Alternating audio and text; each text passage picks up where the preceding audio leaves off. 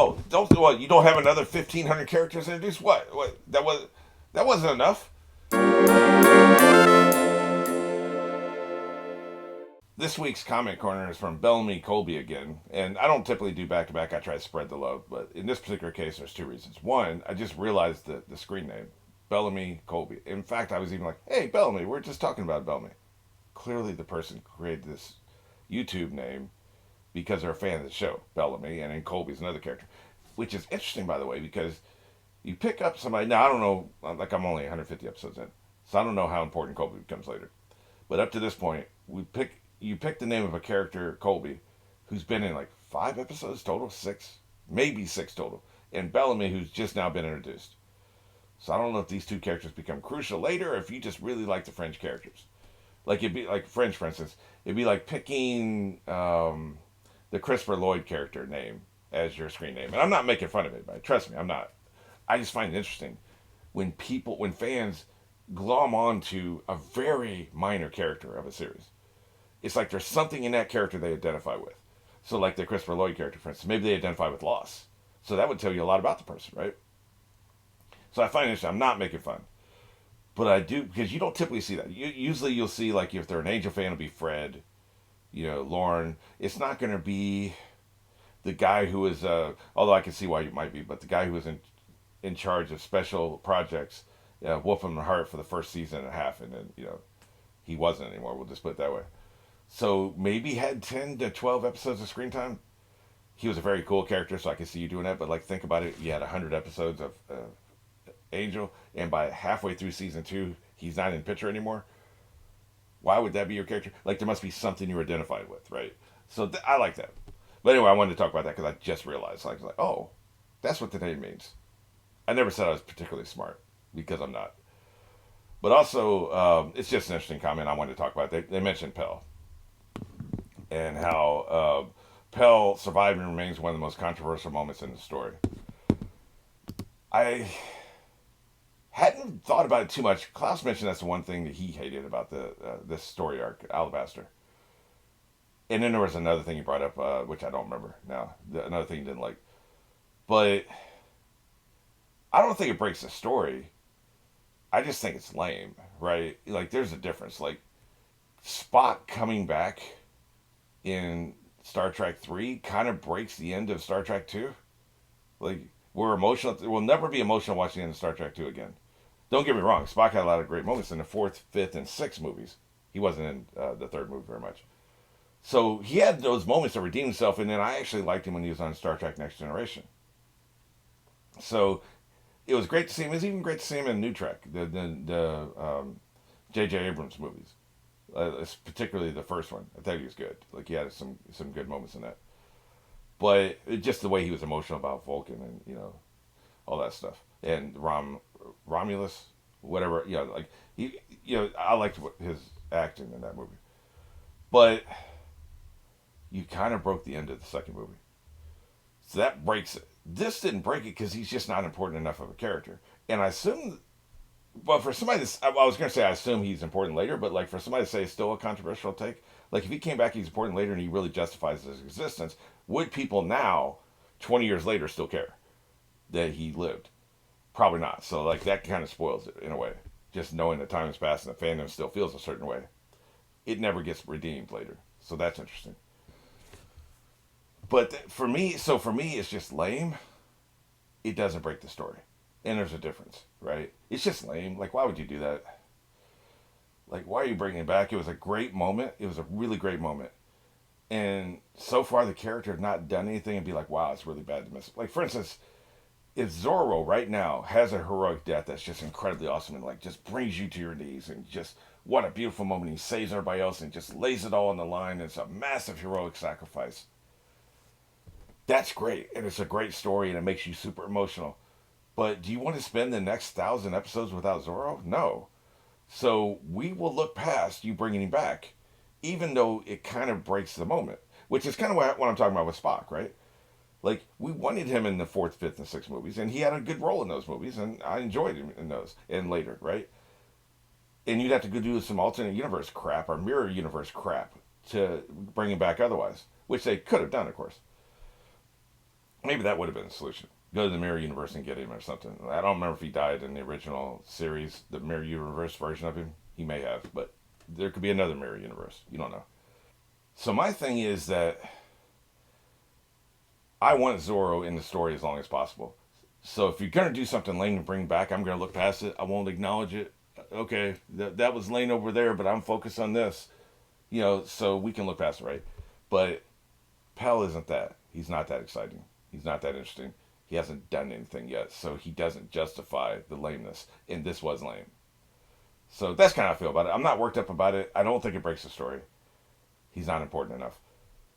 He's not important enough to break the story, and he's not important enough for you to have done it, right? So it's just lame. But, like, no author is perfect. No human being is perfect. I'm sure as hell not perfect. This author is as perfect. I'm assuming this happened in the manga, by the way, which is what I'm saying. But this author is as perfect a writer as I've ever seen. Like, I consider Neil Gaiman and this guy are pretty much at the top. And Neil Gaiman, for me, is his ideas, his ideology, the way he constructs stories, and just his ideas. Right? He's not a great storyteller. He's like Isaac Asimov. Isaac Asimov had incredible ideas. He was a fountain of ideas and a fountain of creativity. He sucked at writing characters. Neil Gaiman's kind of the same way. He's not great at writing characters, so he's not a perfect author in that way. But like his ideas are incredible.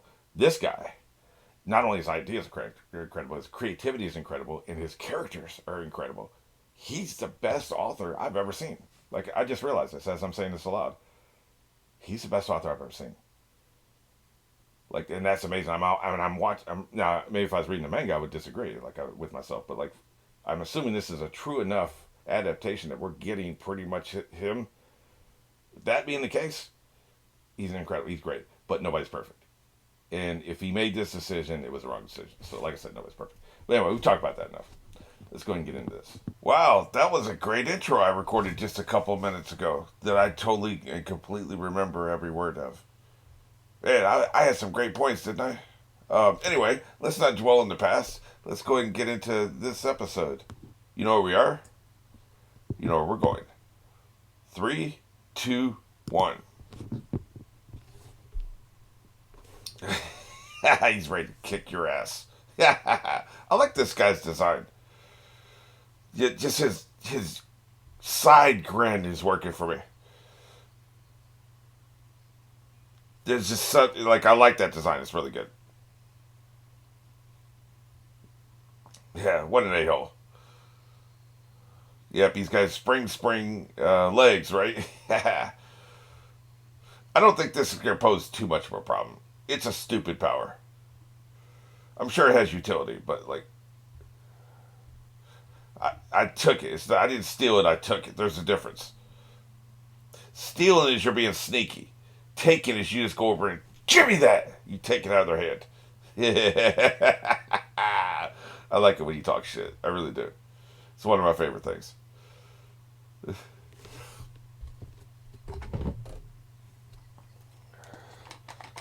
I assume the title is Spring Boy Gets His Ass Kicked.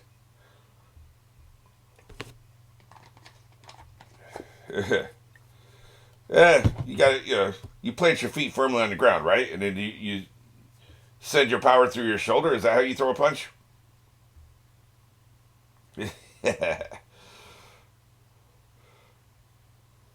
Yep. Yeah, no. I might need it. We're about to see somebody get stomped out. Tell you, they use it as a power scale, man. Yeah, because you judge a book by its cover. That's what you do, right?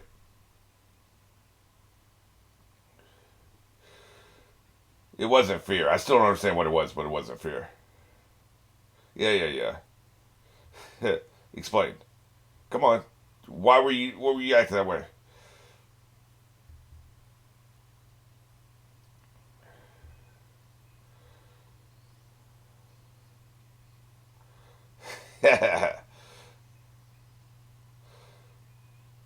Yeah, we know. Spring, it's the one thing you can do. We're aware. It's too limited. You don't have the utility you have with some of these other things, man.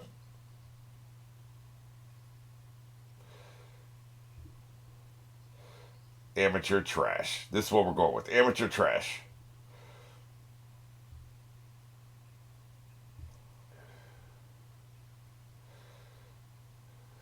Yeah. Anybody got any popcorn?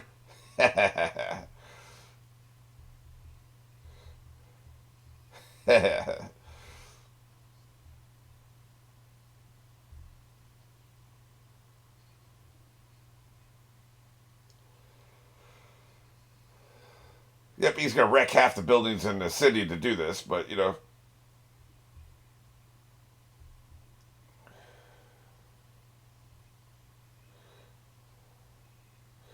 he's really mad about this dream thing.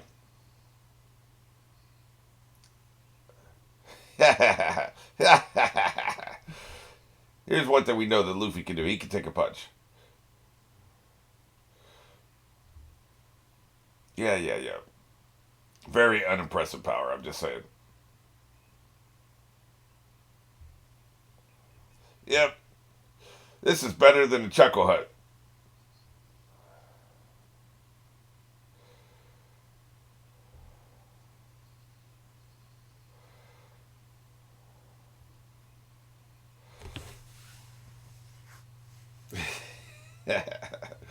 Yep, here goes this ceiling. Is that rough?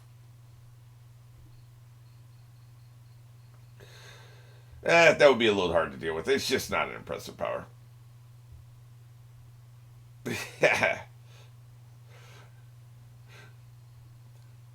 Maybe this works better in the manga than it does in live action. Well, this ain't live action. You know what I mean? In motion. Seeing it in motion just isn't that impressive.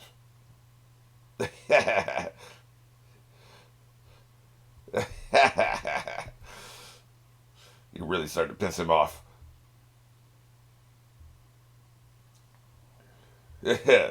Yes, let me demonstrate.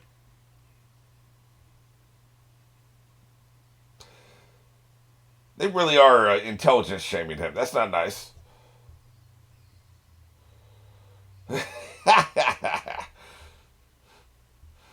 Is he a one punch chump? Yeah, I think he is. Look at him. Nice transition. He is a Bellamy is a one punch chump. You just got knocked the f out.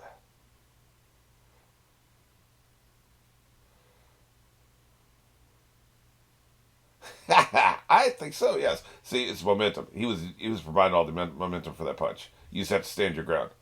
Yeah, yeah. This has to be a joke, right? What about the rest of you? He can't say nothing. He's in next week. He'll catch up to you next week.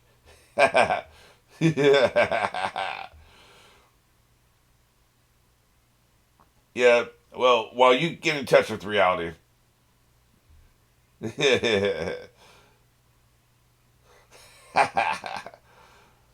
Hey, maybe it's real. What do you think? As reality sets in. Then you gonna run like a little bitch?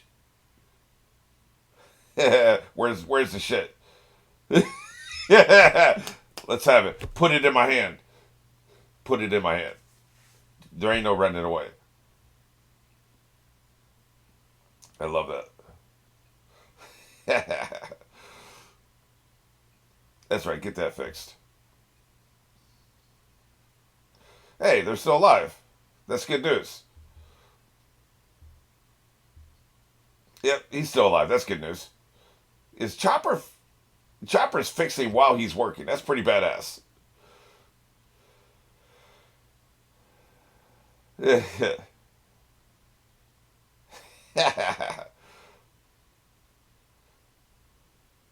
Really?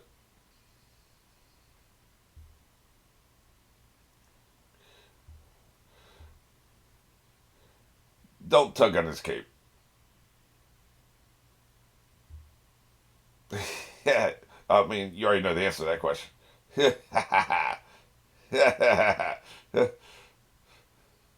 That's right, bicker. Children, please.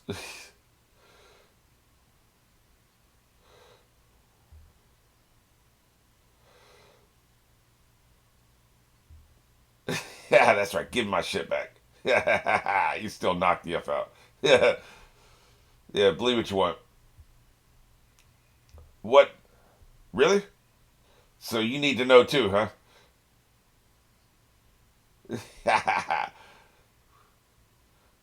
I don't even care about you. Oh, if he stops, then you get scared.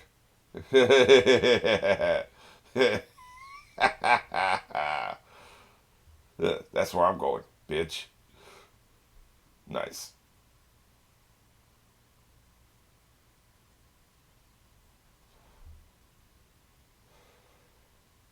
And they're off. No, okay, with okay, never mind. Hey, dude, your sword is too big.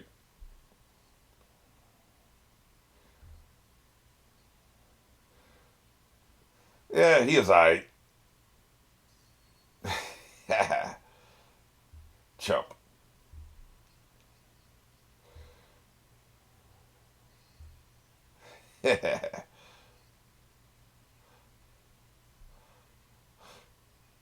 I challenge you. I guess for people watching this since it came out, this happened over a year ago. Maybe, no, like 2 or 3 years ago, right? Because this is episode 151. And that was happening around 50. So we're talking about 2 years ago. So those flashbacks are necessary. What I have a problem with, I mean, in the binge model, we still don't need them. I didn't need those flashbacks. But I have no problem with it. What I have a problem with is when they flash back to what happened yesterday, last week, the previous episode. Flashing back 2 years, I mean, come on. Of course you're going to do that.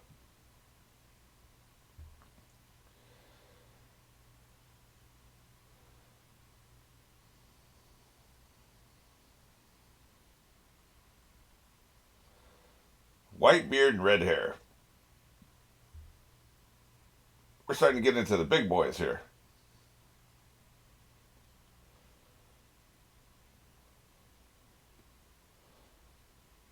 I'm going to have to go back and watch this again. I mean, I'm paying attention now, but I still need to absorb it and watch it a couple more times. I like the Gorbachev reference, by the way. One of those guys is supposed to be Gorbachev. It'll be good to see him. I'm sure the author already knows who they all are, right?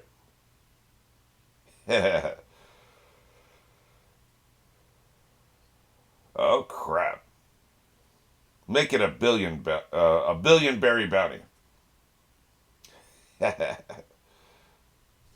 I'm gonna do that now. Actually,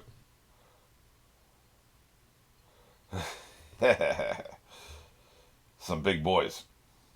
Okay, so we're going straight into this, huh? Well, this is more for me to look at. I'm definitely gonna be looking at all of this really closely. Is this the only two to show up?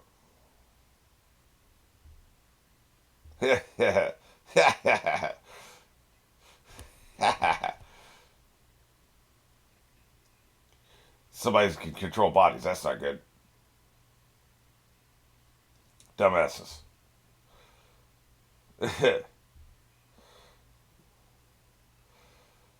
Really? Man, they're throwing a lot at us this episode.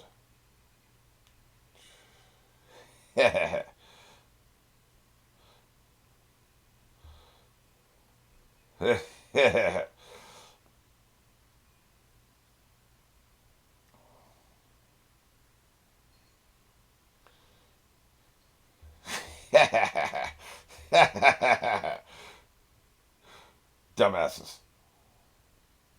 Yeah, pretty much we did, yes. My character corner is about to double in size. Because I'm putting all these big major players on here.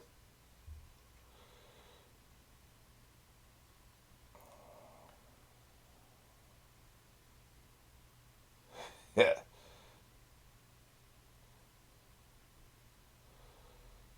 So I think only, yeah, two. That's it. That's interesting. But you don't want to jump all six at once. Yeah, I'm getting paid, baby. This dude brought a goat or something.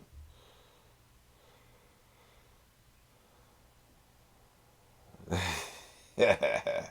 Uh huh.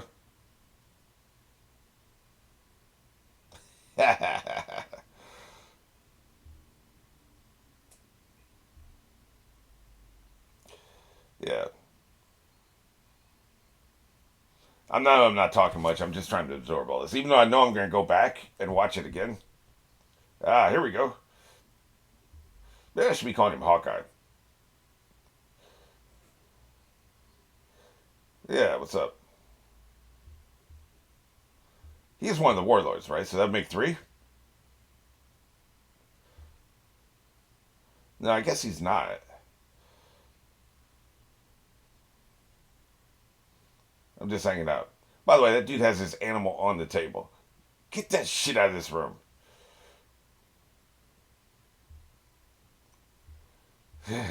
Who the hell is this?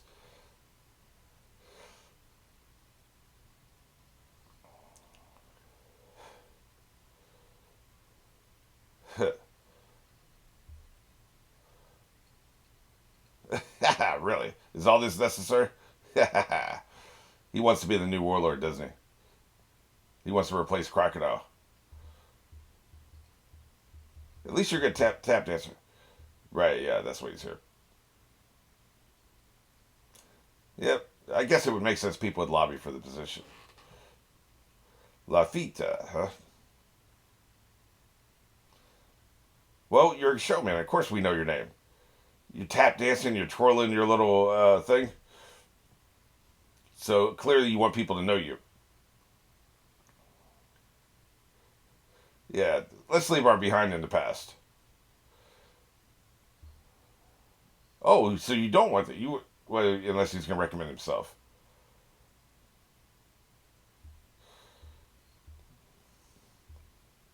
Really? That's going to be the one recommended?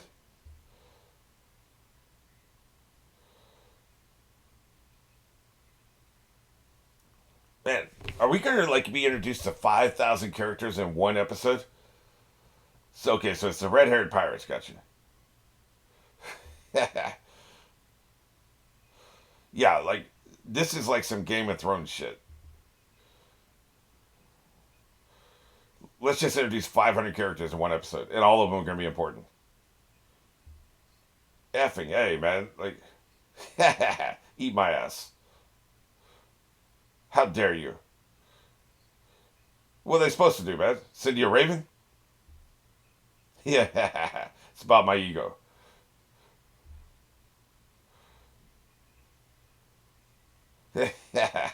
This is outrageous.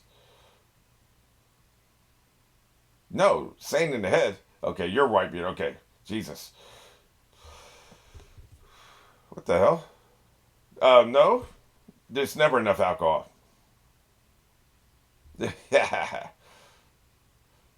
Okay, okay, I get it now. That guy was the one who delivered the letter. Okay, that's why he's got the red hair. Red hair pirate only hires people who have red hair.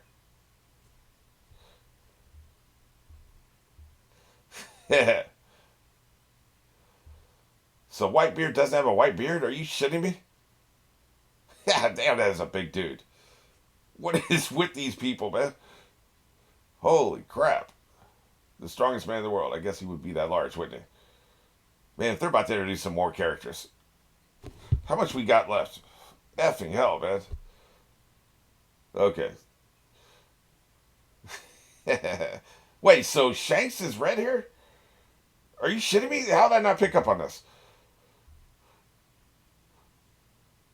Well, I know he had red hair. I'm just saying I didn't know he was the red hair. I love how the transponders take on the personality of the person talking through them. That just never is not funny to me.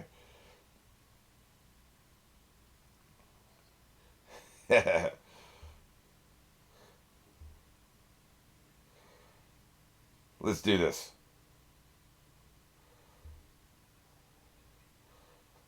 F them.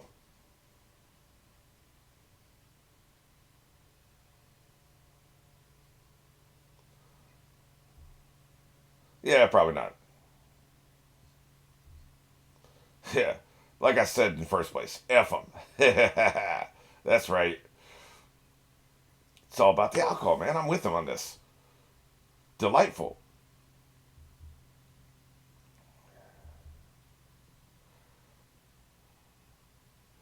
Yeah, yeah. Teach was Blackbeard here in our world. So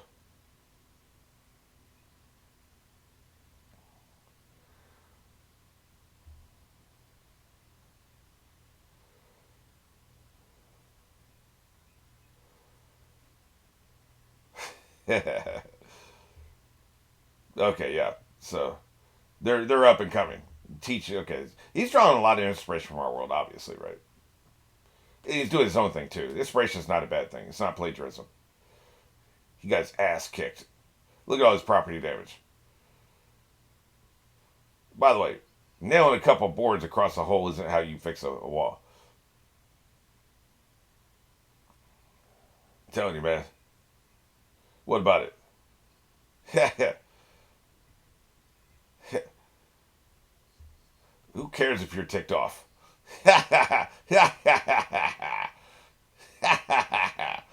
Maybe you need to shut up a little bit more often, you know? Small fries. They love that phrase on this show.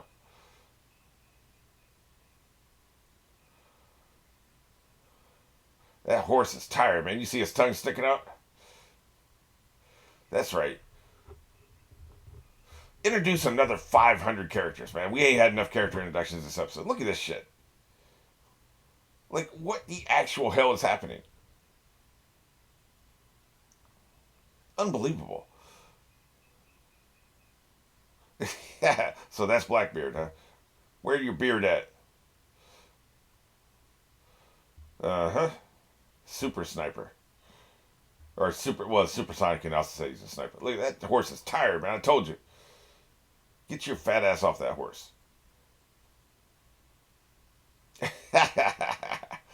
No, no, don't stop now. Keep introducing characters. We ain't had enough character introductions yet.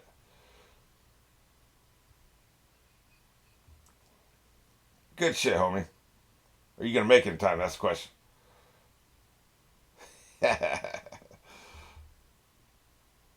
Oh, don't what? You don't have another 1,500 characters introduced? What? What? That wasn't enough.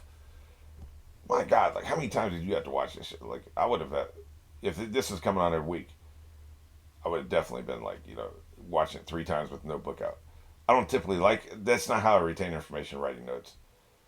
But if you're watching week to week and it's like it could be literally years before something comes back, you would have to.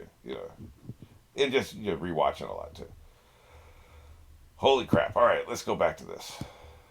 Okay, so first thing that's going to happen is I had already stopped and rewatched the previous segment of this episode, which I thought was going to be the most important segment, and had you'll see in a second. So what I'll do is I'll play that portion first, and then I'll come back and I'll do what I'm about to do here, which is look at the rest of the episode and kind of scrutinize it and see pick out who I think the important characters are. I'm actually going to put some of them in the character corner as they're introduced because I know, like for instance, the warlords are totally going to be crucial, and some of these other bigger pirates need to be added too. So that's what I'll be doing as well. But first, we'll have what I had previously recorded. Okay, the first thing interesting about this is they're talking about the Holy Land of Marie Jews. Okay, so I guess that's going to be like, what's the equivalent? Rome, probably. Probably the equivalent of Rome. And we're talking about this is based on 200 years ago. The Holy Roman Empire was pretty huge back then. Like they were affecting governments. They could bring two kings together and resolve a war, right? Like so, it's not going to be a perfect parallel, but this feels like that. So the guards kind of look like the Vatican guards. What do they call them? The Swiss guard, I think. I'm not sure, but there's a lot of parallels here.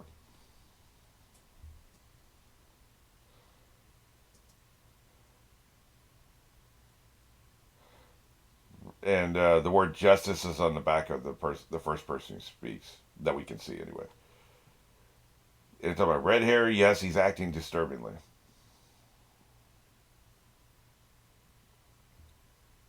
But I assume he didn't take action himself. Interesting.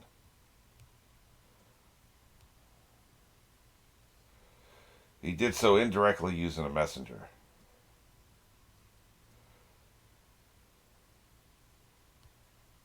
But it's too dangerous for Whitebeard and Red Hair to make contact.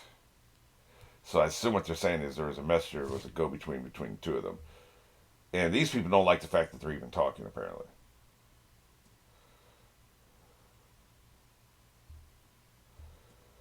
World government supreme authorities, the five elder stars.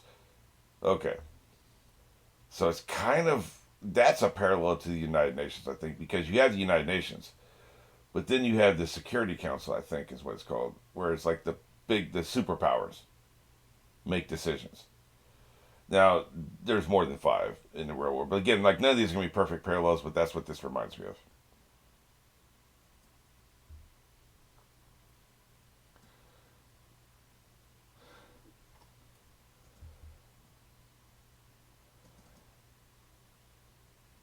But red hair is formidable only when agitated.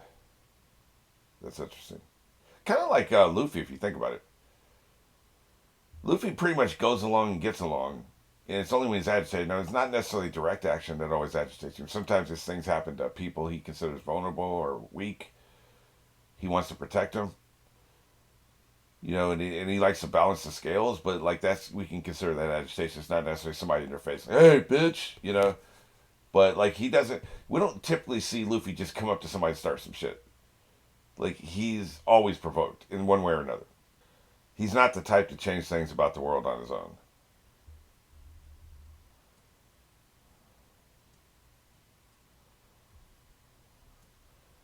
Let us be patient and watch. Okay, that was definitely a line I missed. I caught some of this, but I didn't catch it all in context and in sequence, right? So the seven warlords of the sea are more important now, and that seems to be the way that they kind of govern things. It's kind of like in Rome, they had like some criminals supervising other criminals. The show Rome, or what's another parallel here? Kind of like how the Nazis in Vichy France were having French police govern their own as a proxy. The Nazis could come in and take over if they wanted to, but they preferred to have the French police deal with these things. Yeah, not a great parallel, I don't think, but like it's like they seem to be wanting to have these. Because here's the thing: even though you have like the transponders where you can do long distance communication, it's not. It doesn't seem to be something that's super common, and people have to be in the same room with the transponder or have it on them.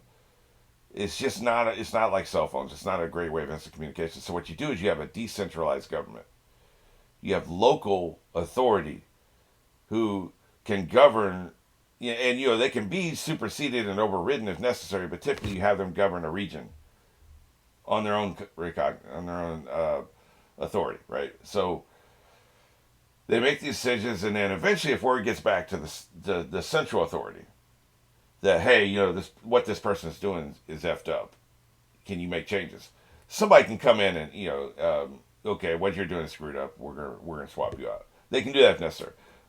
But typically, the day to day operations are not being run by the central government. They're being run by the local authority, which seems to be the warlords. And not necessarily like on a, I don't think they're raising taxes. And I don't think they're saying, well, this is what the dress code is in the city. More like it seems to be they take care of any local issues, any local criminals or people who are causing problems or revolutions or whatever, like is going to disturb, destabilize, law and order. They seem to take that up. They seem to control that. And maybe they even divide authority down even below. Maybe they have people they assign. Okay, why don't you take care of this city? Why don't you take care of that city? So it becomes even more decentralized. That's kind of the gist of what I'm getting here. And obviously, when you're down to six warlords, you need a new warlord. I wonder if that's gonna be anybody we've met so far. Thinking through who we've met so far, I can't think of anybody who fits. Maybe Smoker could be a warlord.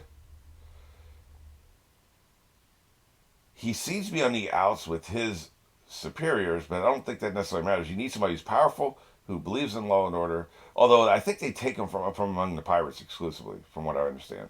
So it has to be a pirate we've met before. I can't think of anybody who qualifies. So it'll probably be somebody we haven't met. The collapse of the three great powers will fracture the world itself. I wonder what the three great powers are. We're getting a lot here. So now they're calling the 7 warlords here, which would be 6 at this point. Who knows how many will show up? That'll be an interesting scene. Yeah, they are pirates. So like the warlords are definitely pirates. So it's not gonna be somebody like Smoker unless he goes rogue first and then becomes. He has to become a pirate first, and then they can elevate him. Yeah, they don't have total control of these warlords. What they want to do is they want to pick people who are pretty much inclined to do the right thing, and that would be a hard selection process. You're not going to get it right. Of the 7, there's probably 3 who are chaotic good. The rest of them are probably bad. Yeah, and the ending of this scene where they're talking about they're going to take out Luffy. I mean, yeah, I picked up on that pretty good. Okay, so one more thing I want to do here. See if I can just imprint in my mind a little bit who these players are. Okay, so we start here. We've got the guy with the dreadlocks. Can't tell what he's an analog for, but most of these people are old, so that's not going to help me. But we've got old man with dreadlocks. Can't really tell what kind of analog he is, who he represents. But he does have a scar on his head. Something's telling me South African, but I don't think so. I don't know. It's also hard to tell race in anime. It's really hard. So he could be like a Indian, from India. That's a possibility. I can't really tell. Anyway, so we've got him with a scar face with dreadlocks. Next to him, we've got the guy with the massive facial hair. They all have facial hair, but you know what I'm talking about. The one in the center here. This guy, right? The guy in the center. So he's got the, what do they call that? Is that a tri-beard? I don't know, but he's got his mustache is down with his beard, and it's all like, there's definitely a triad thing going on there. He's saying French to me. He may be a French analog. Okay, so that's the second one. Third guy is definitely the Gorbachev analog, so he's supposed to be Russian or that region. And again, I know like this is a different world, but like the author lives in our world. He's going to take inspiration from our world. Some of it's going to be obvious, some of it's not going to be obvious. The first two weren't obvious. This one's obvious. He's a Gorbachev. Russian power. So we're talking about probably some kind of Slavic style power, large country, large military, probably communist, doesn't have to be. So he'll be the one I probably remember the best. He's got the walrus mustache. So that's 3. Then we've got the obvious Asian analog. So he represents Asia, probably Chinese, that being the largest power in our world, but like some kind of Chinese analog, I would think. Just because largest country of the region, right? And those are 4. And then the 5th guy looks European in a way. He's the one with the scar on his chest. He's probably the Europe analog. Like he could be British, he could be German. He's got kind of a Scandinavian hair color. That doesn't necessarily mean anything. So we're probably thinking some kind of like a Hun, like German-ish type. Maybe if you smash German and England together, that's probably this guy. He could be English. I mean, they're English with blonde hair. But so these are the analogs we've got here. So we've got the Asian analog, the European analog, the Russian analog. Who would the other 2 be? What are the other 2 regions? I don't suppose like the guy with the weird beard, he could be like an American analog, like United States of America and Canada kind of together. That's kind of they had facial hair like that in America a couple hundred years ago, I think. Maybe that's what he's doing. So he could be the American analog. And then I guess the last guy, the first one I mentioned, could be an analog for India. Because that's the other large population. And I assume if we're talking about broad strokes, the 5 largest population groups in our world. If you're just going to take inspiration from that and make it your own, which is what this guy did. The 5 large population groups are Asia, Europe, Russia. What is that area called? The area that Russia encompasses. What is that called? I don't know. Whatever that is. So we'll say Europe, Asia, Russia, India, North America. That seems to be what they're representing. Okay. Those are the 5 elder stars. Okay. I think this process has helped to solidify my brain. So I think we're good. Okay, now, First, let's go back and look at these two warlords by name. Don Quixote, Don Quixote de Flamingo, and Bartholomew Kuma. I assume the Sama is just like, Mister or something. Wow. Okay, so let me get those on the character corner. Quixote is the one that is probably the most interesting name. So I'll do that. And I guess Bartholomew. I don't think I've gotten enough a sense of them to put any characteristics with this yet. They're obviously big guys, but other than that, like, we don't really know who they are. So, but those are two more warlords. That's interesting. His former bounty, Kyoto's former bounty was 340 million berries. Also, I guess that's like a flamingo thing around his neck. The throw or robe or something. I wasn't picking up on what kind of. Obviously, it's an animal with feathers, right? But I wasn't picking up on exactly what it is. So, he's a flamingo type guy. Okay, I got you. And Bartholomew was 296 million berries. Okay. And clearly, somebody had the power where these two guys were choking each other. Somebody has the power to control bodies. That's not good. They're doing it for the lulz, right? I don't know who the old woman is. Oh, wait, no. I do know.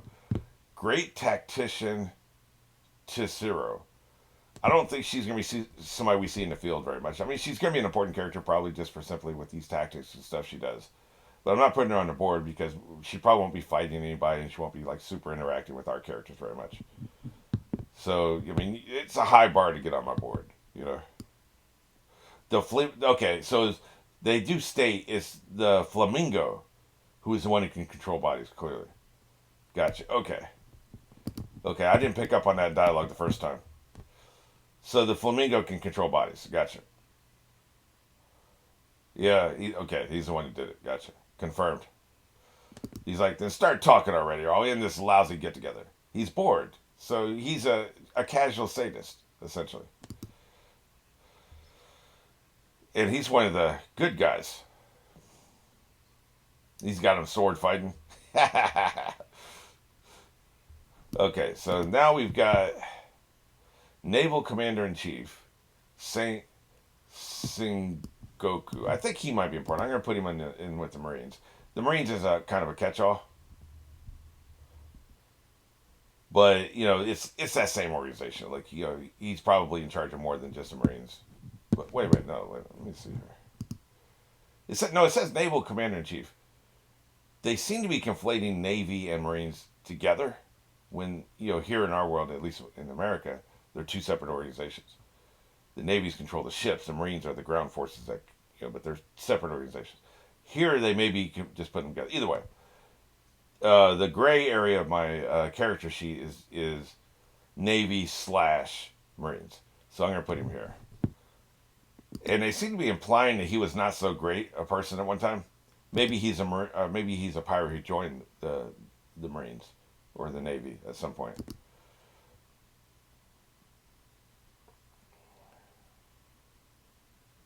He's the one that had the goat. I just noticed.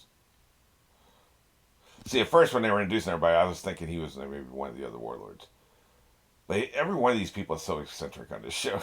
This dude has a bird headpiece and is bringing a goat to the meeting. Dumbass. It looks like somebody's reading the Bible. Is that Bartholomew? Or is that something else? That ain't the Bible, is it? It's hard to tell.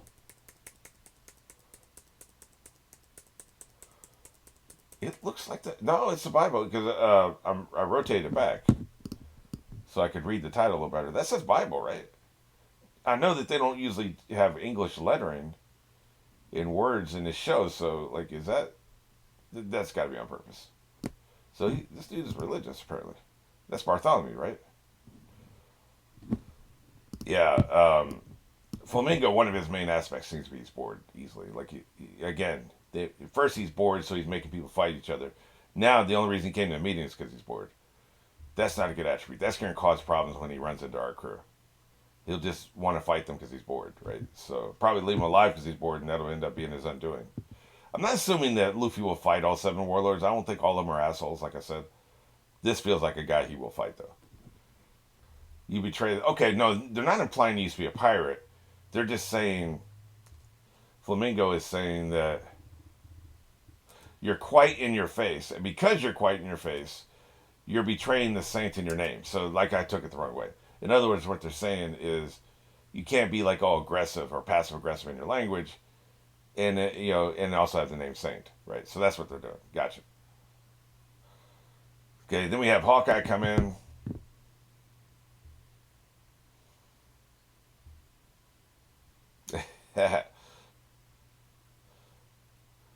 This dude. Okay, I think he's gonna be pretty important. He got in here. That's impressive.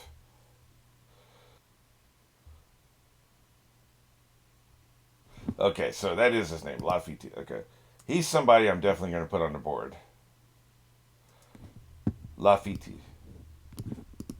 Okay, I'll put him with just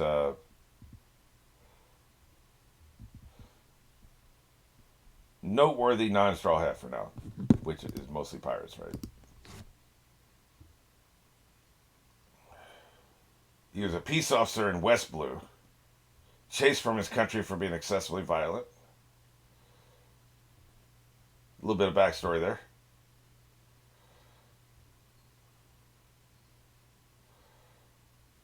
And he's recommending Blackbeard, I guess.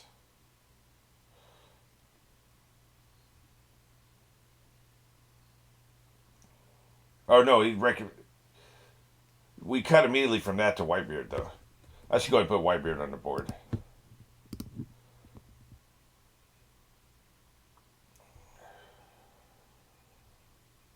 So it looks like he's a red-haired pirate newcomer, Rockstar.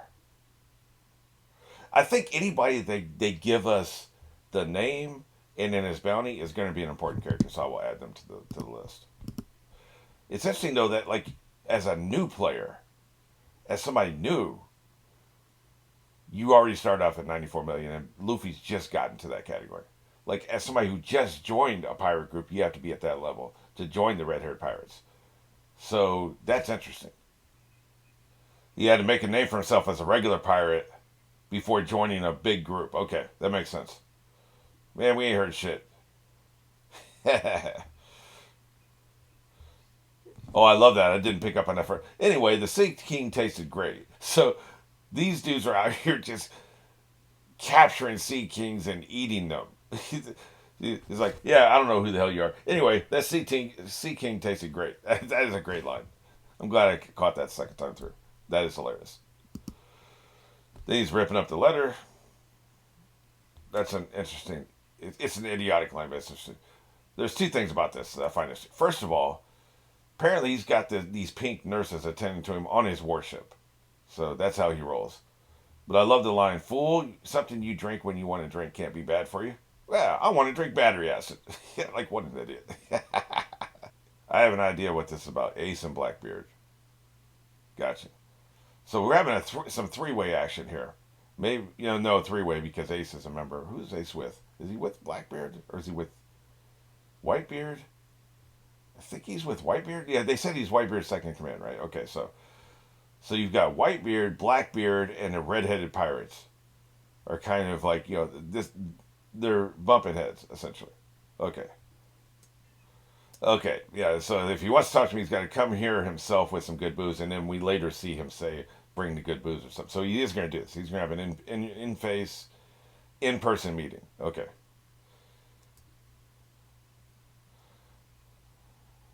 I don't feel like talking with snot nosed runts, you buffoon.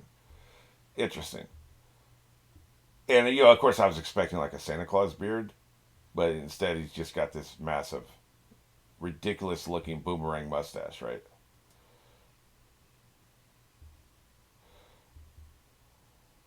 That is one big boy.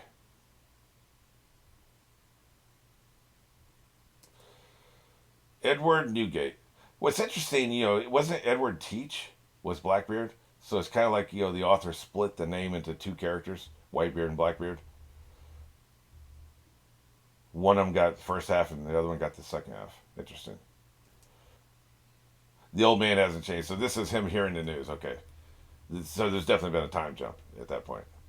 So I wonder, like, we've got these back and forths. This is all, by the way, happened in the past because I think we then go to where um, Lafayette tells this story. So this has all happened in the past, actually. Okay. So first, at some point in the past, a few weeks ago, I guess, red haired sends the message to Whitebeard. Whitebeard says, "Eat my ass, come here in person." The news comes back. He makes a decision to go do that to meet him in person. What is the travel time here? First, you know, Rockstar had to come back with the message. Probably takes a couple days. So, yeah, this is all happened in the past. Okay, we're probably talking about at least a few weeks. It's got to be at least a few weeks for all this to make sense. By the way, I love the little winter island here. Or is that a ship? I think it's an island.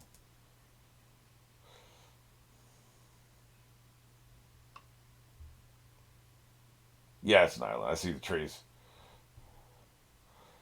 Oh no, no, no. That's right. Rockstar told him immediately. So this is the same day. He used a transponder to get the message immediately. So I was thinking there'd be a couple days travel time, and then so that cuts a couple days off this. Okay, that's right.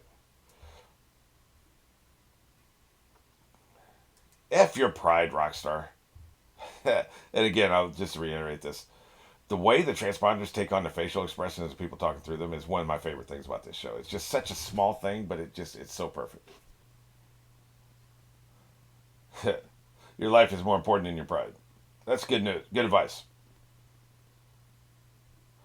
I like that. You think the government will keep quiet?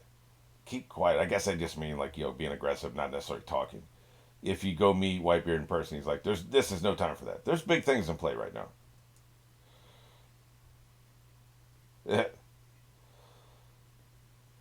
But who cares? Yeah, okay. I like the cut of his jib. This is why he's getting the top quality alcohol already. Okay, gotcha. They've had some, by the way, they've had some badass transitions this episode. I don't know who directed this episode, but whoever it was is really good. They know this is a big episode. Some random unknown guy. Everybody's unknown to start with.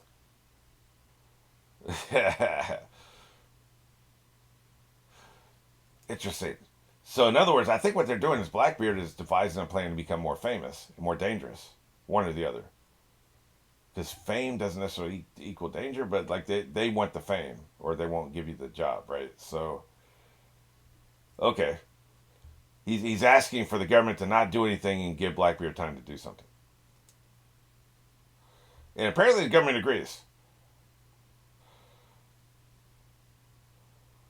Then we get this new crew. Is he a pirate bounty hunter, maybe? No, this is. Oh, Jesus, I'm a moron. Okay, I just realized. They even say this is Blackbeard, don't they? I think what threw me is his beard.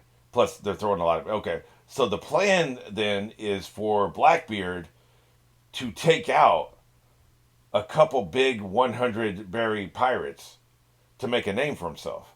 That's okay. They immediately segue into that. They were throwing so much at me, I didn't realize this at first. Don't they? They even say this is Blackbeard, don't they? This is Blackbeard's crew. The time to hunt some prey has finally come. This is what they're doing. Okay. Yeah, that's right. And they even mentioned Lafayette. Fiat. Okay, I didn't pick up on that the first time. Like I said, they were throwing so much at me, it's impossible to get it all, to digest it all. Okay, this is. I don't know if every one of these members of the. I mean, I'll keep this episode. Typically, I delete these video files because I just don't have the room to save 1,000 files, right? This one I'll keep because I can refer back to it. But I'm not going to put every member of the Blackbeard gang into the character corner until they do something that impresses me. I will put Blackbeard in there, though. Let me go and do that. These other guys are going to have to earn it. Okay, this is the actual Blackbeard. Okay. What was throwing me is the fact he doesn't have an effing beard. What a stupid name. Call yourself Black Hair. Jesus. I bet the Reaper's going to be interesting. They're all going to be interesting. They may all eventually make the board, but, like, we got a lot of damn names we're putting up here. So, like, everybody can't just make the board based on a cool introduction. I need more.